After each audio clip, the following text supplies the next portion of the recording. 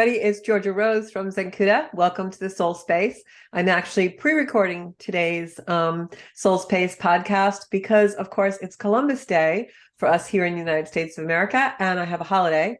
So I actually was not able to come into the studio tonight. So welcome to Soul Space. I hope you're joining us every Monday at 7 p.m. here on Strong Island Television and also on all podcast platforms, Spotify and YouTube. I have a YouTube channel called Zencuda, and also you can see replays on those channels, and you can also see replays on Apple Podcasts, and you can even ask your Alexa to play my show.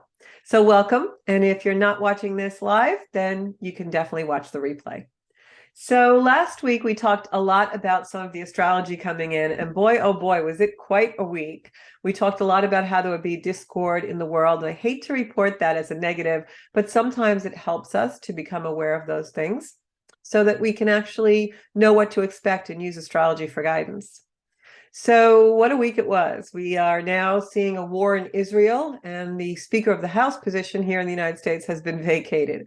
So astrology never lies. And I actually came across something that I had written quite a while ago. Excuse me, I'm sorry, I moved my camera. Quite a while ago that I wanted to share with you this evening, because one of the things that we do on the Soul Space is talk about astrology, but it isn't just the only modality we use. There's a lot of modalities we use here in Zencuda to guide our lives, to be able to be more aware and open to energy. And so astrology is just one piece of that. I've been studying astrology now for over 12 years. I do that quite a lot. I spend a lot of hours. I'm actually in an immersive class right now with other astrologists from all over the world, and that's going to last several months. So I really enjoy doing it. And what I've found in my life is astrology has given me a tremendous amount of guidance in reading energy, and also knowing, kind of having a heads up of what comes next, and knowing that kind of energy and what's coming in helps me to be prepared and really know when to do things and how to time things in my life. So that's why we talk a lot about astrology on the program, but we talk about a lot of other modalities too. And before I read what I wrote about astrology, I just wanted to remind everybody that on October 23rd, we're going to have a special guest. Kathy Marinelli Gagliano is going to be on, and she's an author. She's actually working on her second book, but she'll be talking to us about that and her first book, A Mother's Intuition. So please set your calendars to chime in on that day and zoom in and see us, because Kathy is quite an inspiration, and she's going to talk a lot about her journey and the things that she learned and some of the ways that she knows now how to navigate energy, having to do especially with the journey that she had with her son who has some challenges. So this is what I wrote about astrology. I was doing a video quite a while back, and I was trying to figure out how to explain why I use astrology and what it can do for us in our lives. And so one of the things I thought about was that a lot of times people will come to me for a reading and they'll want to know like what's happening in their future.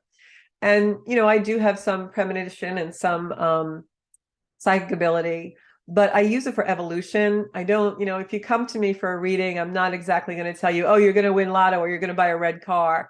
That's really not going to do anything to help your soul growth, right? So when I do a reading, it's a lot of evolutionary astrology that'll help you grow your soul, self-develop, come into your highest purpose and potential in your life. That's also what Zencuda Soul Space is about, finding that soul space within us and really igniting our life and finding our ambition from that into our soul purpose. So when I think about astrology, I don't think of it as in terms of predicting the future, although it absolutely does that, because when you can read the energy or get a really good astrologer that you see a couple of times a year, whether that's me or another person, professional that you jive with, when you can do that and periodically know the energy that's going to come in for you, it really does predict your future, because then you have a choice as to how you're going to react and act with it. And you can kind of plan out your timing, but you can also plan out how you actually embody the energy throughout your life. So astrology helps us find beauty, surrender, and acceptance in our existence, because we learn lessons. You know, I'm going to talk about energy tonight, and one of the things I'm going to tell you is about the eclipse coming in on the 14th. And if you know the energy of that eclipse and how it's best used, then it helps you to kind of surrender to that because you feel more prepared. You're not so anxious about what's going to happen, what's going to happen. You can feel the energy and you know how to move through it. Astrology also diminishes our attachment to things because there's some things we just don't have any control over. Especially when it comes to the old adage, as above, so below. Whatever's happening in the sky is going to eventually translate into happening in our own personal lives and also in the macrocosm of the world.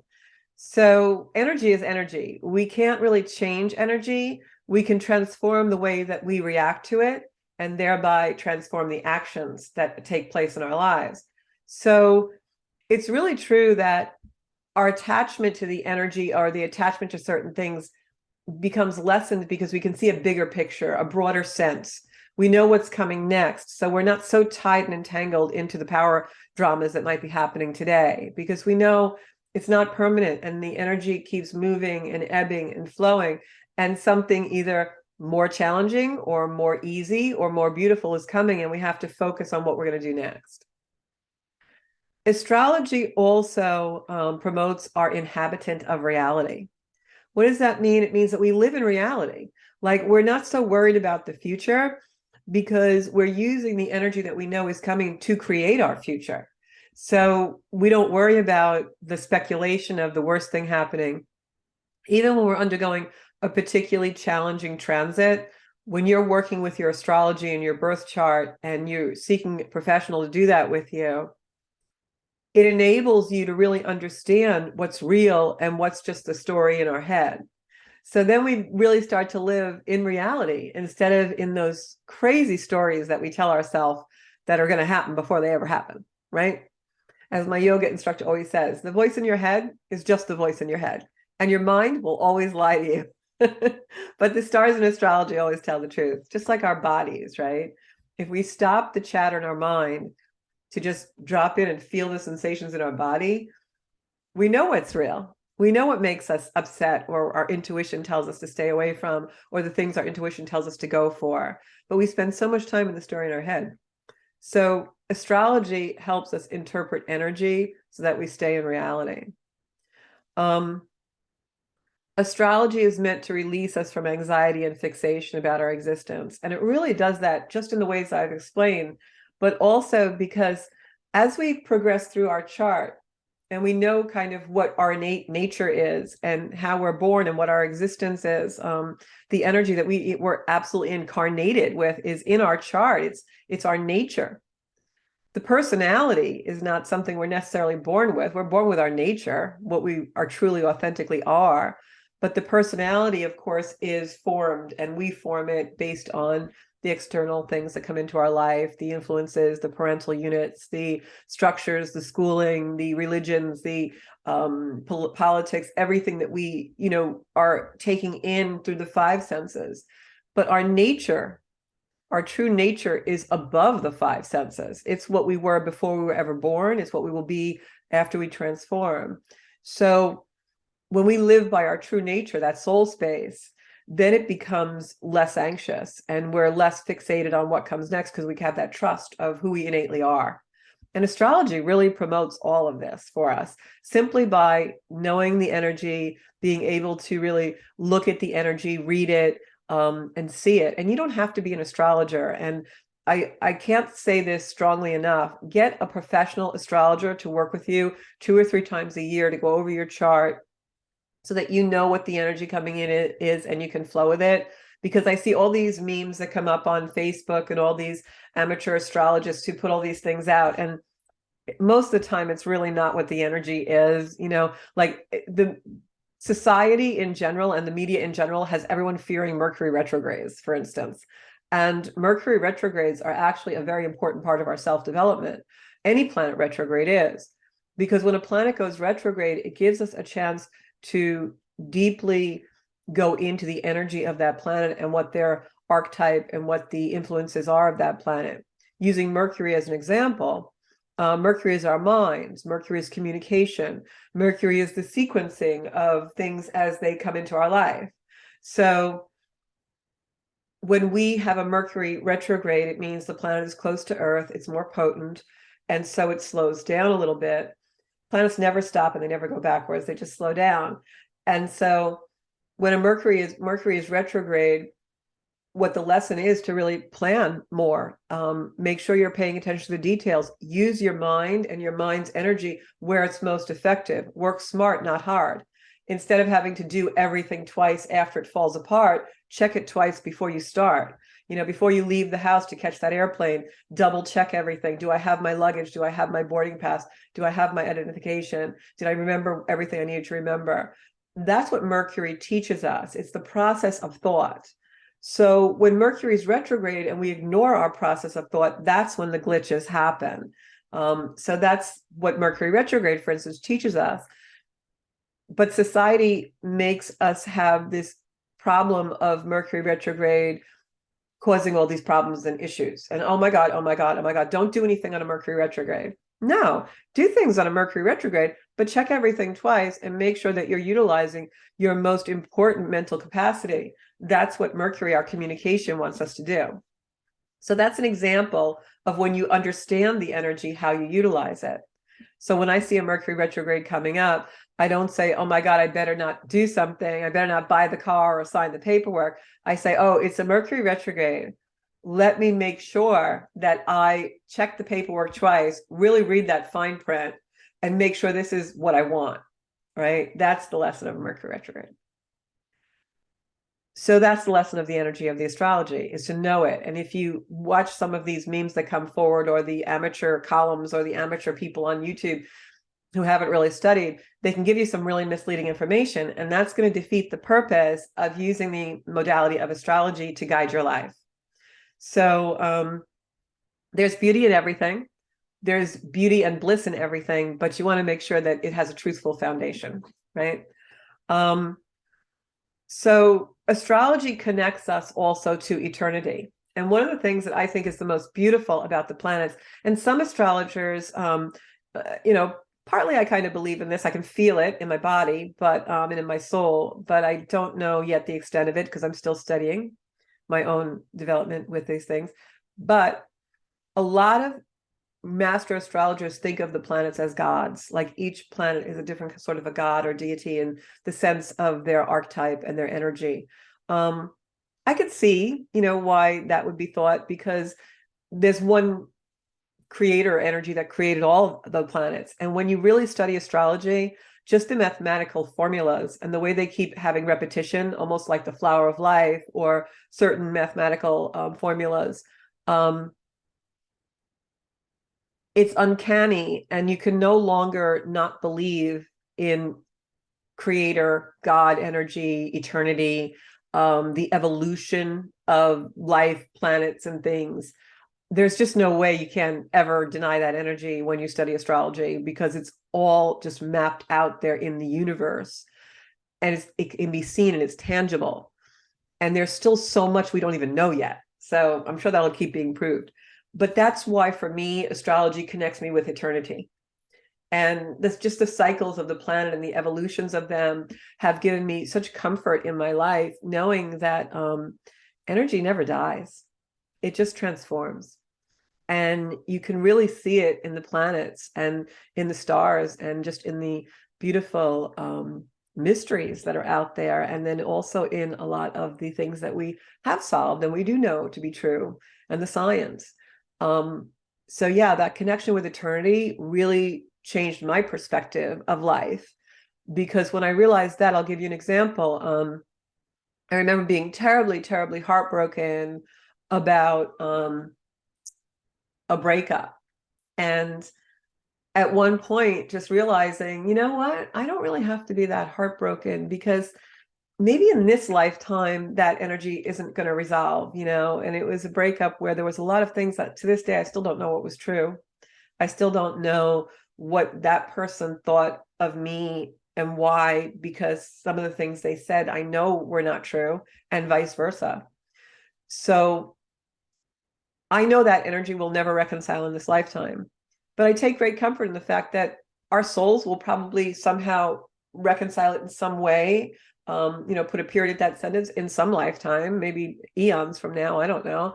But because I believe that those things do resolve, because that's love, and nothing is meant to be left in conflict. And so that's how I connect with eternity, and that we get these constant evolution and revolutions of our lifetime in order to bring all beauty and bliss and goodness to every action and reaction eventually in the end. So astrology opened me up to all that. And so that's why I use it a lot on the show, because it's like one of the modalities that I've found to be really, really amazing. So I just wanted to kind of talk about astrology in that way a little bit, so that you know why it has meaning to me. Because I think sometimes we get really distracted in life, and we can kind of get into the situation of, just by rote talking about the energy of the planets. And the planets are living things, just like the earth is a living thing. And so you want to have respect for that. And when I talk about it, those energies are really pretty sacred. And I impart them to you because I am grateful for the knowledge wisdom that I have, just like I'm so grateful for the people that teach me and who have taught me, and their knowledge and wisdom. And I'm so absolutely abundantly grateful that's out in the world. The only way I have to honor that gratitude is to pay it forward with what I know, and maybe bring other people into the lineage of studying. And so that's why that modality is very important to me, as is a lot of other modalities, healing work and Reiki, and, tarot, I feel, is a very sacred space as well. So that's a little bit about that. So now what I want to say before I go into the astrology for today and for this week, which is super important, this might be one of the most potent weeks we've had in 2023, I have to say, with this eclipse coming in. So bear with me, because we're going to get to that. So I also, before we get to that, I just want to talk a little bit about opening. And opening ourselves, our heart, our energy. I want to challenge all of you out there listening, if in some way you could open your energy lines. And some of you may be like scratching your head like, what does she mean? Well, I believe physical movement, being out in nature, those things really help us to open our energy and open our hearts, open our minds. When we do that and make a conscious effort to do that, we're raising our own vibration, and we're raising the vibration in the world. And that's really important now, especially since we have so much unrest in the world. We're seeing discord and conflict on an epic global scale. So I want to challenge all of you to, if you can, I know this is a hard one, every day, try and go out, or if you live in a climate where you really can't go out, go to an indoor gym or walk place or something. Try and exercise every day, just to open your energy, and exercising doesn't have to mean you got to run around the block or jog or play 20 things of pickleball. It could simply be that you, just shake your hands out, get up and shake, or, make some movement, because we've got to open energy. And I feel like the world is becoming such a closed place. And that's one reason why another one of my modalities is yoga, very sacred for me also. And I believe that having that modality in my life opens my energy. So it increases the flow of energy around me. It increases my awareness mentally. It also increases and expands my ability to love and receive love.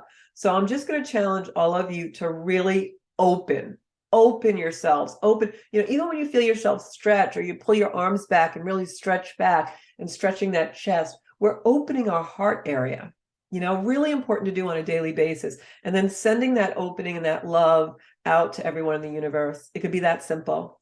If you work on the computer a lot, just, move your hands back and forth, or shake your hands out and feel the energy flowing again into those restricted areas. We restrict ourselves too much, and I think it's causing a lot of restriction in the world. The way each individual human vibrates sends out that vibration everywhere. So we really want to make sure that we're vibing high. So this is something I wrote about being open. Okay. So bear with me. I know I'm reading a lot today, right?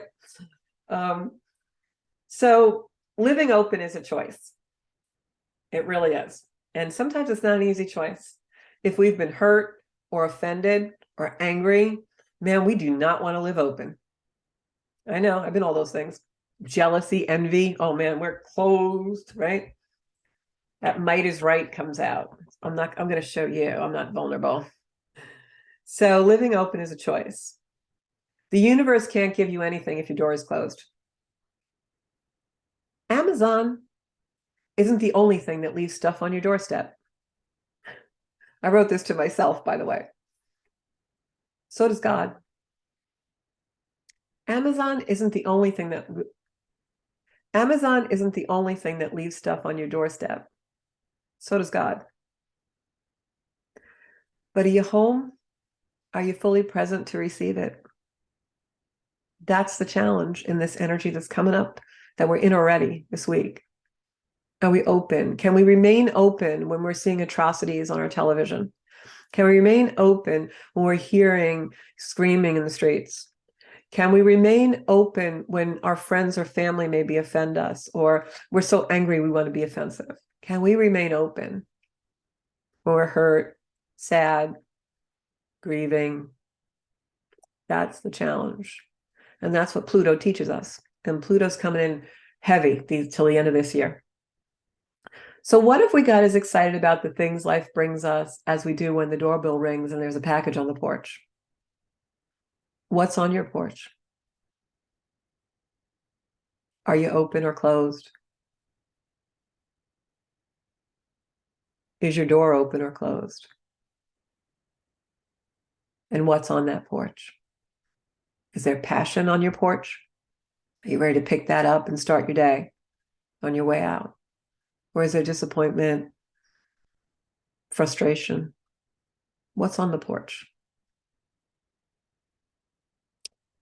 Is it gratitude for what's been given you, what's been left there? Or is it just a pile of crap you want to return?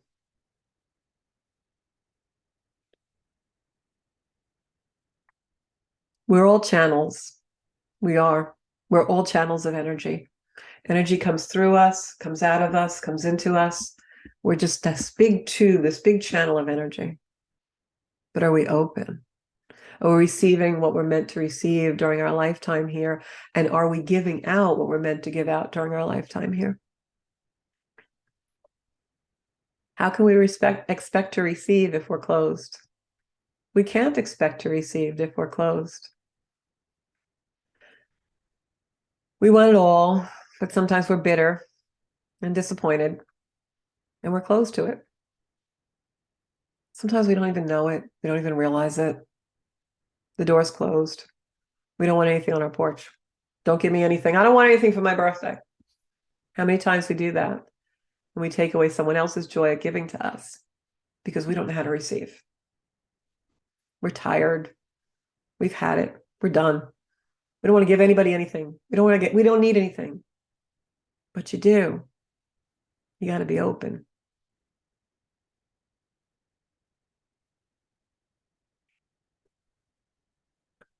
On Saturday and Sundays at my home, I always have my door open.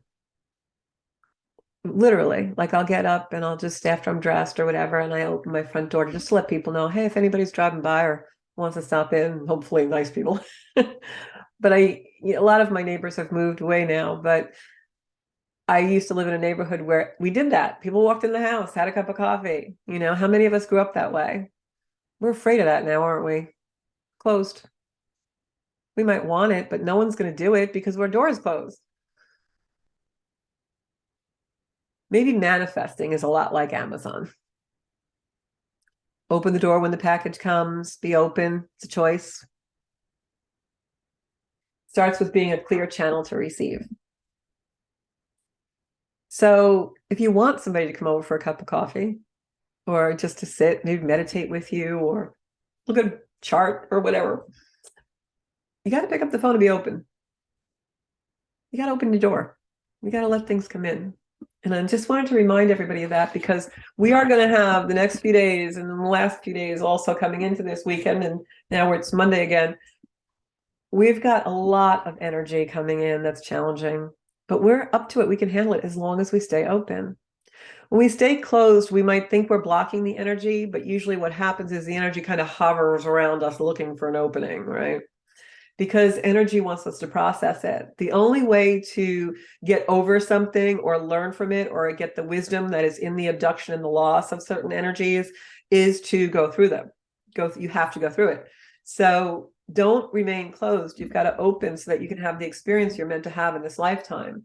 Otherwise, the energy just piles up outside your door, and then it's going to just swallow you all at once. I'm speaking from experience. Okay, so today you're going to be viewing this on Monday, October 10th, and that is the day that Pluto actually goes direct. And I want to talk a lot about Pluto.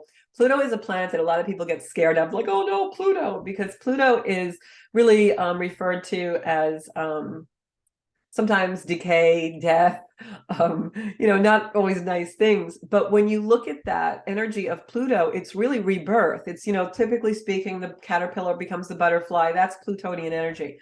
It's an energy of transformation. It's an energy of transfiguration, which means that something completely changes form, just like the caterpillar becomes the butterfly. That's a transfiguration. It's not just a transformation. Energy has actually completely warped into something completely different. So that's what Pluto's transformation does for us in our life. A lot of people refer to it as a dark night of the soul. Some people call it a healing crisis, which is what I like to call it. But when Pluto comes in, it sometimes will rip something away. We'll have a loss, or something in our life will actually be abducted from us. We feel like it's been stripped away, when someone passes or something, or maybe a structure. But Pluto does that so that we get the opportunity to build it anew, to really find out our own resources from within and what we're really made of. And Pluto also takes things away and causes destruction because something has passed its usefulness. It's no longer necessary. It's no longer needed, like those relationships that fall away and we're devastated, but we know deep down inside they kind of passed their life expectancy, right? They expired. They weren't really doing for us what they should have been doing. By clearing that energy, we have an opportunity to find something bigger and deeper and more meaningful. That's Pluto. But the problem is, while we're going through the loss, going through that ripping away, that abduction of something in our life, it's so extremely tragic and it's hard. Like these last few years we've had with COVID, with structures, being dissolved. That's Plutonian energy in Capricorn, where it's been for almost 18 years. So Pluto in Capricorn has been the driving force behind almost all of the changes we're seeing across the globe. This is caused a lot of environmental changes. It's caused a lot of structures to fall. It's caused anything that is past its potential, obsolete is the word I'm looking for. Anything that is obsolete or past a time that's historic or no longer the best use of something, Pluto will dissolve it. Pluto has been dancing around with the planet Uranus for the last couple of years, and that's causing a lot of shocking things to be, dissolving. Everything from the dress code in Congress to the way that we communicate has changed, right? So usually it's the Plutonian energy that clears that out. Pluto is in the very last time of Capricorn. It's not going to go back there ever again in our lifetime. It won't go back into Capricorn for 240 years. It's going to be going into Aquarius in the beginning of 2024. So there was a small time last spring when Pluto went into Aquarius and then retrograded now back into Capricorn at 27 degrees. Why am I bringing all this up? Because it's very significant. Pluto is playing a huge part in the eclipse coming in next Friday, and in the energy that we're seeing now playing out. All this stuff going on in the Middle East, all of these things. It's Pluto coming in, finishing up, finally getting rid of any last vestiges, any last, crumbs of whatever it was trying to convert and transform in the last 18 years. So in our lives as well, structures, relationships, these roundabout revolution things that we're going into and just keep circular and circular and circular and circular. Now in 2024, new energy comes. Pluto has been the wrecking ball in my life. It's been in my second house. It wrecked everything I ever had over the last 18 years. And in the last decade, I've rebuilt it all in better, more powerful, healthier. I can't even tell you the life that I have created now in co-creation with a higher power is so much better than the life that I was crying about a decade ago. So I feel like I'm living proof of Pluto's mission. Okay.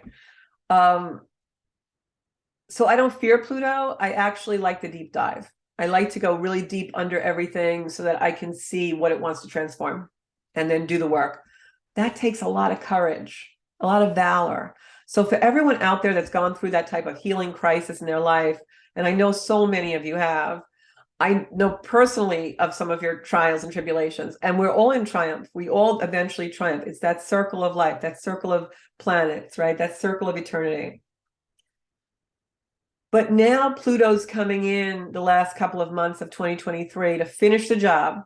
And it is powerful and potent, and we can't ignore it. So whatever is happening in your life, whatever is coming up and really sticking it to you a little bit, have the courage to make the change and transform. Because if you don't, it's just going to get worse. I'm telling you, I hate to say that, but it will just get worse. We have to move the energy into a better place. And that's why I was saying before, even just open yourself every day, be open.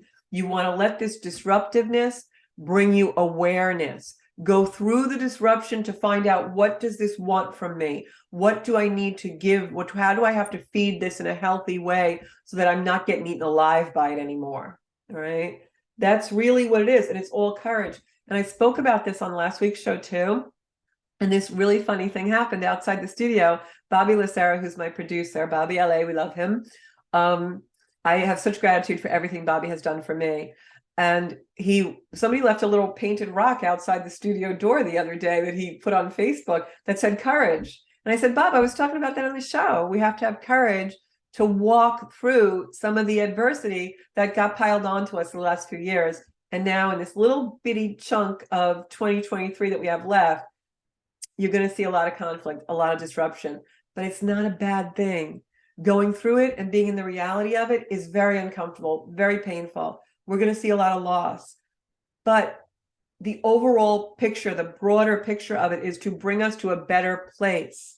You know, like I'm praying every day and sending high vibration to Israel and the Middle East and other places in the world, Ukraine and all those places where people are suffering so badly, because I'm hoping that all these atrocities, in the end, the good that comes from it outweighs that, and that we live in a peaceful world at some point.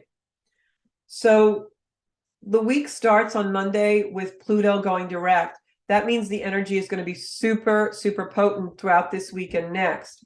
It also means that we're going to feel like things are moving forward, because the outer planets now are starting to pick up on get out of their retrogrades, but that really won't be in complete effect until, again, the beginning of 2024. So the way we're going to feel now in the current energy is we're going to feel like things are moving a little bit, because a lot of our personal planets, being Venus, Mercury is moving very fast. Those make us feel like things are moving quickly because we have a lot going on. There's a lot of activity, a lot of noise in the world. Things are moving very fast. Our schedules are full. So we feel like we're moving forward, but we're really not. It's just busyness. It's noise, because the outer planets, Pluto, Saturn, Uranus, that really govern the way things operate in the world, are still very slow moving and very in their retrogrades and their stationary times. So don't fall into the trap of thinking you're really busy. Activity does not create accomplishment all the time. Sometimes we confuse activity with accomplishment, and we're running around and we're doing everything, but nothing's really changed. So make sure in your businesses, in your professions, in your personal lives, wherever it is, make sure that you're using your time the best way you can, and really making sure that you're spending the right amount of attention on the things that truly deserve it, and that truly will propel you forward where you want to go when that energy does change in 2024. So that's the first thing I wanted to say, because you're going to see that a lot. Like even now, I was watching the news a little bit more than I should have because I really don't watch very often. I just watch enough to know what's going on in the world. But what I noticed was they have back-to-back like 24-hour coverage about Israel right now. And of course, that deserves coverage. But as I'm watching, I'm realizing, well, the situation from last time I watched anyway seemed the same. It's horrible and atrocious, but it seems the same. But there's so much activity about it. That's the kind of thing. Just like in our own personal lives, our schedule might be really, really full with activity and doing a lot of things, but it hasn't really changed the things we need movement on, right? Like myself, I'll give you an example. I've been super busy organizing and doing a lot of things in my house these last 3 days. And also I'm planning a retreat and doing all these things and a lot of education for my earthbound job. And I'm really busy with all that stuff. But yet there's been a power washer sitting in my garage for 3 weeks because I really need to power wash a whole big sidewalk to my back area that is just covered in like green, slimy, slippery stuff from not having sun. But I'm not getting any movement on what's important. That I don't want anybody to slip and fall, but I'm doing all this other stuff like cleaning out a closet. That's the energy now. We're busy. We've got all this activity, but the things we really want to accomplish, we're not doing. We're not having movement. I'm not sitting down and writing another chapter of my book. I'm cleaning out closets. That's the way we're working right now. Mercury is causing a lot of that. So is Venus. Venus is the things we love, what we value. Mercury is our processing of our minds and our communication. Mercury is flying through Libra. Mercury is flying this month, as is Venus. So Pluto in Aquarius is going to bring a whole new 240-year cycle when that starts to happen the beginning of 2024. Why am I talking about this now? Because you're going to see a lot of energy coming in between now and the end of the year. And I don't want to get distracted by it. And I hope that you guys don't get distracted by it either. There's going to be a lot of turmoil in the world. There may even be some turmoil in your personal lives, depending on where Pluto is in your chart. If you want to read and call me. But at the same time, we've got to focus on what we really want our goals to be for 2024. Before you know it, you're going to blink and October is going to be over. October is going to be a super quick month. November is going to be just as quick. And then you're going to be like, oh, what does 2024 really mean to me? Sit down, journal, really start to rein yourself in and decide, because we're going to have great opportunity in 2024 with a lot of new energy for our future. But right now, we've got to tie up a lot of loose ends. Uranus and Pluto originally started to connect in the 60s. That's why we saw a lot of repeat of those energies. Feminism became the We Too movement. Ecology became, global warming and the green thing. Banking has a whole new face, right? So that's why those energies have happened that way. So as I said, Mercury is very fast moving. Mercury, Venus, and Mars are moving super quick. And those are our personal planets. Those are the planets that make our personal lives and the things we do in our personal lives feel very, very quick and active now. And they are moving fast. They're moving into new ground also, which is great, because now's a great time for us to make those lists, start those, brain maps, the mind maps of where we want to go and the projects we want to do and the things we want to accomplish in our life.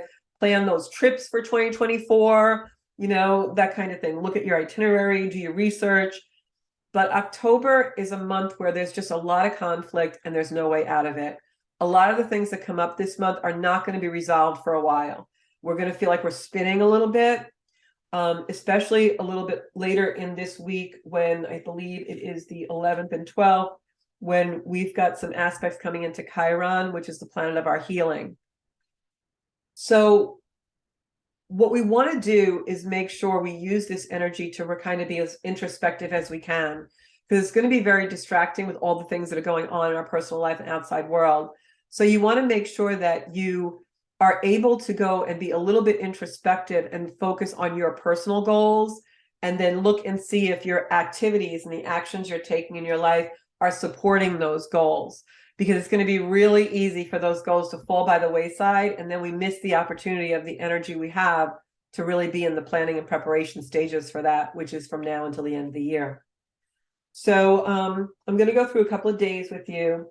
October 7th, Mars is going into an angle with Pluto. It's a square. That's very much a conflict. I know that was actually a couple of days before this broadcast, but that energy stays with us for quite a while this week. And that can produce some kind of a crisis. I know that was very close to when we saw all the stuff go on in the Middle East. Venus goes into Virgo, which gives us more creative energy, but also more cautious energy. Venus in Virgo is an energy that likes to make the list and be more careful. That's why I say it's a good time to make the plans for your future. All right. But the theme this week, and just like last week, is power struggles and hidden power struggles.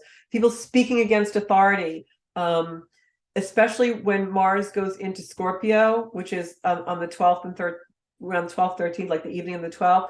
When Mars goes into Scorpio, it's like no more Mrs. Nice Guy. Mars in Libra was more diplomatic and wanted to listen. Mars in Scorpio is just like, I'm going to kill you, you know? So Mars in Scorpio is just like, boom, done.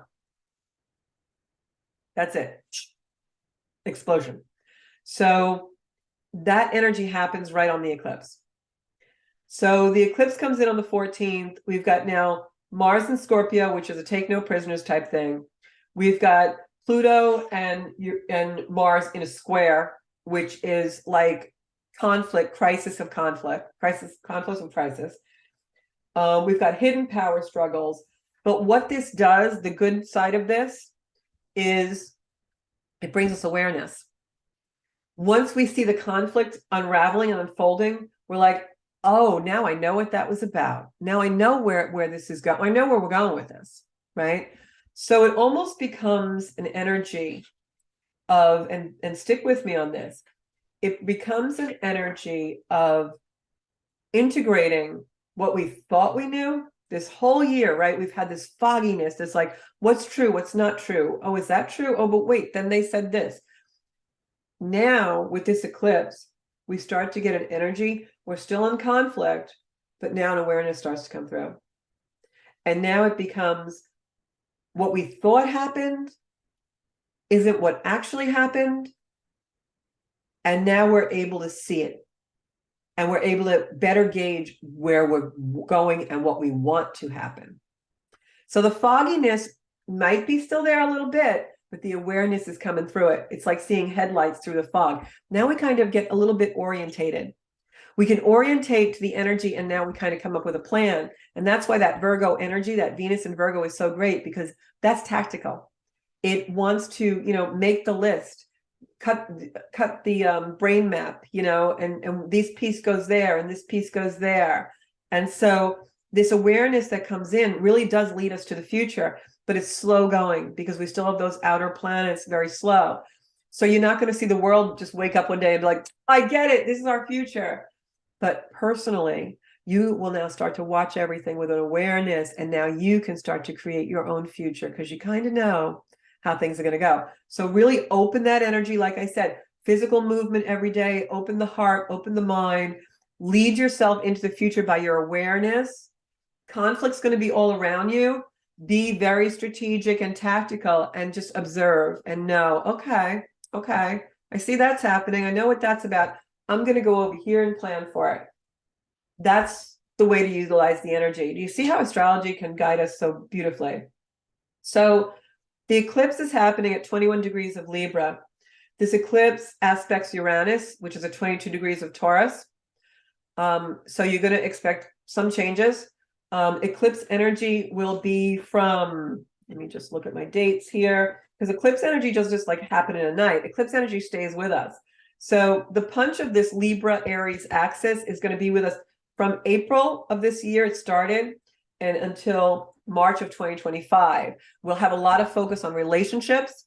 The Libra Aries axis, the Libran energy, the Aries energy is all about communication, but it's communication that is challenged in some ways because that Arian energy wants to know it. It wants to know everything. It's curious. It's forceful. It's demanding. It can be warlike. It can be angry, but it also knows that it can't know everything just by talking to itself.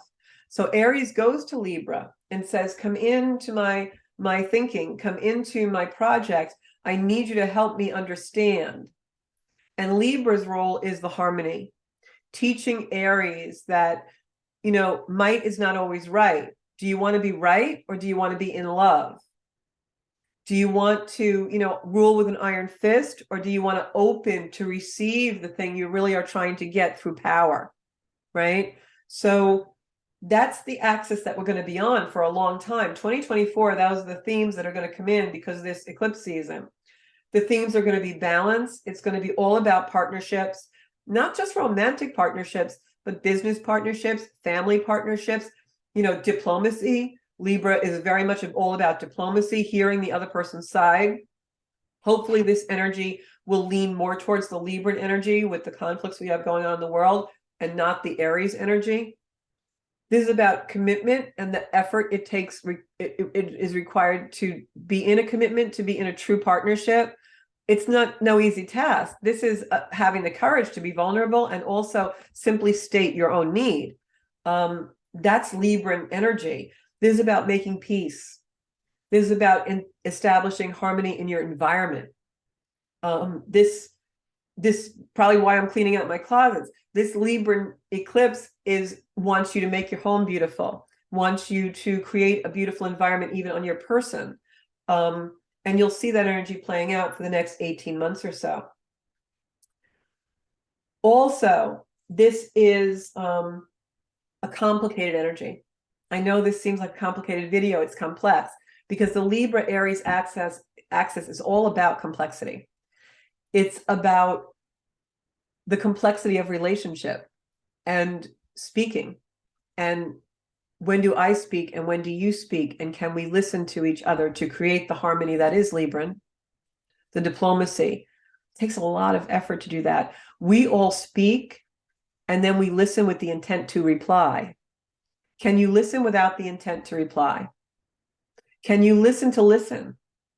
And without thinking, I know what I'm going to say, I need to say this, I need to say this. Can you listen thinking maybe this person's going to say something that'll change what I think I need to say? And really completely, deeply listen. So we have been, since April, when we had that Aries full moon, Aries thing, a lot of Aries energy going in, and we had that Pluto go into Aquarius for a short period of time.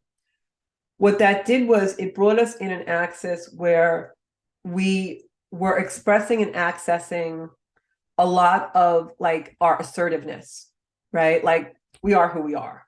You better listen to me. A lot of that assertiveness. Now the energy is prompted to go into more of a healthy balance because of Libra. So it's like that circle, right? You have polarity. But we still have that Uranus and Taurus aspecting this eclipse, causing that sudden, shocking explosions. So this is a very disruptive and uncomfortable energy. It's not an energy that's going to be resolvable right away. We might have to sit in the energy, kind of like sitting in a dirty diaper. It's uncomfortable, right? But we know it's not going to be forever. So my best advice to you in this energy is to definitely try and go into a place of healing, a place where you can still keep your energy lines open, a place of love. And whatever the disruptives are in your life, if you feel really uncomfortable and really disruptive watching something, turn it off. If there's a person that's really disrupting you, or you feel really disrupted by, just go away from them. Take a pause from that person for a while. But this is all about integrating the energy so that we develop awareness that we can use for our future. Friday the 13th is very intense energy. Mars is trining Saturn that day. Saturn wants things to be stable. And Mars is that, moving forward, the gas in the car. So that can help us have a little bit of stability on Friday, but we're still going to see a lot of disruption because on the 14th, when that lunar eclipse comes in, that new moon in Libra, that is an annoying energy. I can't lie. It's just an annoying energy. And that energy is going to be with us a long time. That eclipse is very powerful. So after the eclipse on the 16th, then the moon goes into Scorpio. So that brings us in an energy where we really want to be more contemplative. We want to do the deep dive, which is going to help us bring things into our future. Also remember, I'm just looking at my planetary notes here. A lot of the agitation that we're feeling is on the surface. It's like media that we're watching too much, or someone who's annoying us, or something scheduling is annoying us, or the plane's delayed. It's like it's on the surface. Underneath, and this is going to really be felt after the eclipse when the moon goes into Scorpio, underneath is calm waters. If you can be with yourself, remember what I had just read to you that I had written about. What's on your porch? Open your door. Sit with whatever on your porch. In other words, go into your soul space. Operate from there. Then this isn't going to be that annoying, because a lot of the disruptions that are happening are really on the surface in that three-dimensional world. And if you can just dive a little deeper, you're going to be able to make it through this week and the next and this month, and you're going to be planning for your future, and you're going to find that beautiful, unshakable serenity that is your soul space. So that's everything I wanted to say. If you have any questions, put them in the comments below. And even though we weren't live tonight, I will answer your comments. And you can always find me on Zencuda Official on Instagram, Zencuda Soul Space on Facebook, and of course, my YouTube channel, where we'll have this video along with 150 other videos, Zencuda. Thank you so much. I am Georgia Rose, founder of the Zencuda community, and I'm sending you all out love for a peaceful and serene week if you just go within and shut off the noise. Thanks so much. I'll be here next Monday night at 7 p.m. in the Soul Space.